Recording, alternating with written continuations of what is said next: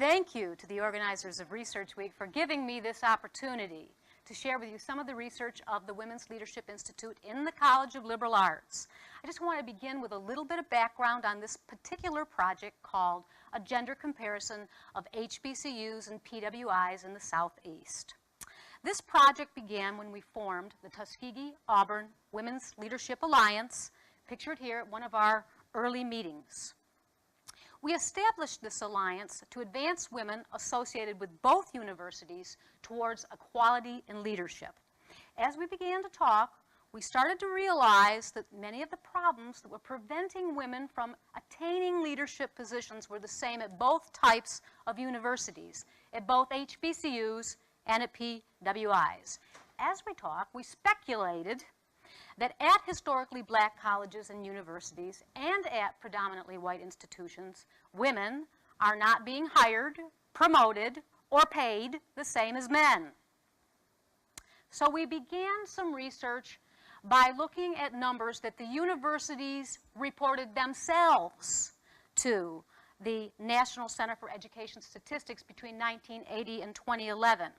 We looked at all 24 doctoral granting land grant institutions in the Southeast, 13 historically black colleges, and 11 predominantly white institutions. HBCUs, in case you don't know, are defined as any historically black college that was established prior to 1964, whose main objective is the education of black Americans, while PWIs are defined as institutions where white Americans primarily account for 50% of the student body, and the term also implies exclusion of black Americans prior to 1964 in the historical context of segregation. The 13 HBCUs that we looked at included the usual suspects: Alabama State University, Alabama A&M, Tuskegee University, South Carolina State University. The PWIs, 11 of them, include Auburn, Clemson, LSU, and a lot of other folks that we play football with. The HBCUs employ roughly 75% African-descended faculty. The PWIs, on the other hand, employ roughly 13% African-descended faculty. So, when we start to look at the numbers, this slide indicates the institutional faculty members at both institution types combined. The red line at the top is men at the full professor rank. The gray line at the bottom, well, the colors are over there. The gray line at the bottom would be women at the full professor rank. Clearly, the largest gap is between men and women at the full professor rank. In 1980, there were 2,815 men, full professors, at the HBCUs and PWIs combined. There were only 223 women at the full professor level. By 2011, there were 3,522 male full professors and only 924 women at the full professor rank at the 24 doctoral granting land grant institutions in the Southeast. Interesting, and these colors are easier to see if you look over here. The men follow the trajectory that you would expect. Male full professors at the top, male associate professors next, male assistant professors in green. They follow a trajectory that you would expect.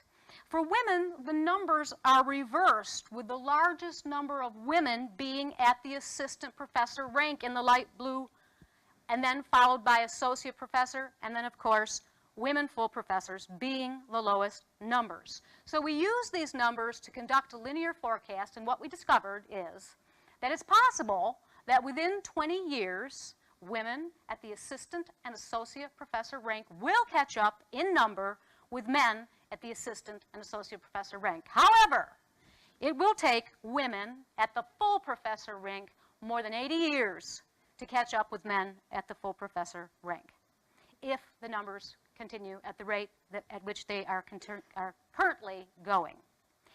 When the number of faculty by rank is separated out by institution type, you start to see something a little bit different. On the left, you have the PWIs, the predominantly white, and you can see that men full professors, again, the most. It follows the same exact pattern. On the right, you see HBCUs, and you notice this clustering at the top right corner. And what that means is that women at the assistant professor level have caught up with the number of men at full associate and assistant. In fact, I have the exact numbers, but it's roughly, just for your information, in 2011, 500 people in each category. Male full professors, 500 male associate professors, 500 male assistant professors, and 500 female assistant professors at the HBCUs in 2011. Still, the number of women at the associate and full professor rank are the lowest numbers at the HBCUs and the PWIs. In 2011, at the PWIs, only 19.7% of full professors were women. At the HBCUs, 21.9% of full professors were women. Turning to salaries, the most interesting, again, our colors are better over here if you want to look at this one. The first part is the combined institutions. In the middle, you have the HBCUs, and on the left, you have the PWIs. And what you see there is that at the HBCUs, there's a difference between what men and women were paid. It's circled in blue. It remains much, much closer, that gap, than it does at the PWIs on the right. In fact, the gap in 2011 at HBCUs was pretty minuscule compared to the fact that at the PWIs, the gender pay gap over the 31 years more than tripled. The first red circle shows 1980, and that was about $5,000. By 2011, men were paid roughly, on average, $20,000 more than women at the predominantly white institutions. The most striking gender pay gap, of course, is across university type. Get this. In 1980, male full professors at PWIs made 41.5% more than female full professors at the HBCUs, which amounted to $10,725 more. By 2011, male full professors at PWIs made an average of a whopping 44.1% more than female full professors at HBCUs, an average of $41,211. It must be noted that HBCUs do not pay as well as PWIs, and that in fact, black Americans earn less on average than white Americans in nearly every job sector. As the blue circles indicate, women full professors at PWIs also made 4.1% more than male full professors at HBCUs in 1980, and by 2011, women full professors at PWIs made 28.9% more than male full professors at the HBCUs. The trend is very similar at the associate professor rank, in which men at PWIs made 14.6% more than women associate professors at HBCUs in 1980, with that gap widening to 27.3% by 2011. At the assistant professor rank, though, we see something different happening with the gender wage gap. At HBCUs, in 2011, the gender wage gap fell at the assistant professor rank to less than 1%, with men full professors being paid, on average, $531 more than female assistant professors. It must be noted, though, that any difference in pay has a significant impact on the women who earn less money. Salary accrues. It accrues into your benefits. It accrues into your retirement and your Social Security, and it continues to have an effect on your life even after you retire.